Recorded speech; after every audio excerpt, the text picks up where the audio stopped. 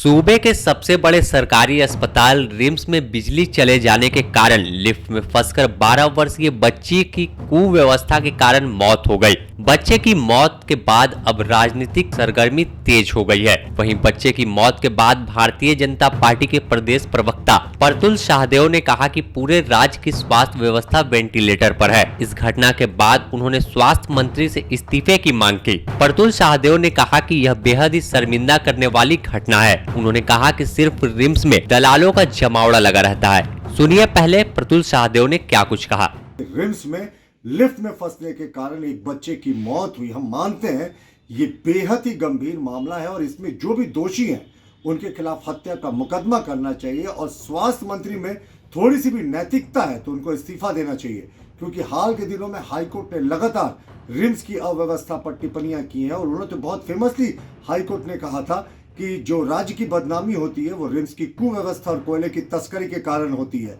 RIMS में CT scan machine नहीं है और जिस तरीके से दलालों का वहां जमावड़ा होता है, अव्यवस्था के कारण लोगों की जान जा रही है। हम स्वास्थ्य मंत्री से अविलंब इस्तीफे की मांग करते हैं और जो भी इस बच्चे के मौत के पीछे लोग हैं, जिम्मेवार लोग हैं, उनके ऊपर हत्या का मुकदमा दायर करना चाहिए।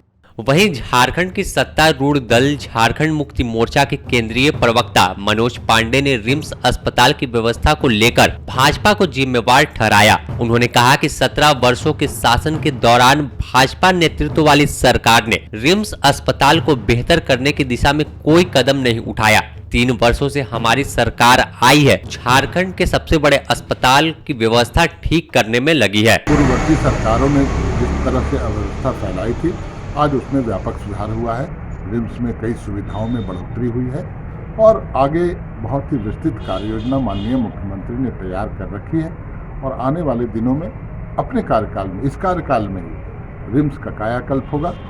मुझे लगता है कि आने वाला दिन रिम्स के लिए बहुत ही सुनहरा दिन लेकर आएगा और अभी तत्काल जो कुछ और आवश्यकता है सुधार करने की, निश्चित रूप से सुधार होगा, क्योंकि माननीय मुख्यमंत्री एक संवेदनशील मुख्यमंत्री पहली बार झारखंड को मिला है, तो सभी लोग उम्मीद कर सकते हैं। और जो अव्यवस्था पिछले 17 सालों में जिस दल ने शासन किया उसके द्वारा जो अव्यवस्था फैलाई गई, हाथी उड़ाने में ये लोग मशगूल रहे, रिम्स की क्या स्थिति थी आप याद करने पहले, तो उससे काफ़ी सुधार है और आने वाले दिनों में और बेहतर सुधार है।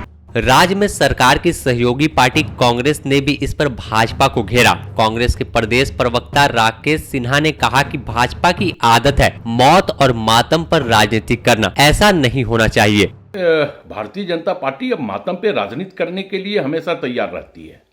वो एक निष्पक्ष विपक्ष की भूमिका अगर अदा करे तो कहीं ना कहीं हमें लगता है कि ऐसी घटनाओं पर भी विराम लग सकता है, लेकिन सिर्फ राजनीति करने के लिए अगर आप विपक्ष में हो तो और कोई बात नहीं, क्योंकि रिम्स शासी निकाय परिषद के सदस्य माननीय विधायक भी होते हैं और रिम्स शासी निकाय के परिषद के सदस्य भारतीय जनता पार्टी के विधायक भी हैं। तो कहीं ना कहीं अगर ऐसी बातें आती है तो उनको भी गंभीर होना होगा। सिर्फ बयान दे करके अपना चेहरा चमका देने से अगर उनकी राजनीति हो जाती है तो वो अपनी राजनीति करते रहे, हमें उसमें कोई एतराज नहीं, लेकिन ये बिल्कुल दुखद घटना है। राज्य के पहले मुख्यमंत्री और भाजपा विधायक दल नेता बाबूलाल मरांडी ने भी सोशल मीडिया पर पोस्ट करते हुए माननीय उच्च न्यायालय के आदेश के बाद भी राज्य सरकार रिम्स में व्यवस्था में सुधार नहीं कर रही है। उन्होंने सीधे तौर पर सरकार को घेरा है। खैर, रिम्स की बात आती है तो रिम्स में हर दिन एक नए मामले आते हैं। कई बार कोर्ट भी फटकार लगा चुकी है, लेकिन सत्ता में बैठे लोग या विपक्ष में इसकी स्वास्थ्य सुविधाओं को बेहतर करने को लेकर कोई कदम नहीं उठाते, सिर्फ आपसी बयानबाजी करते हैं। Bureau report, the news post, Ranchi.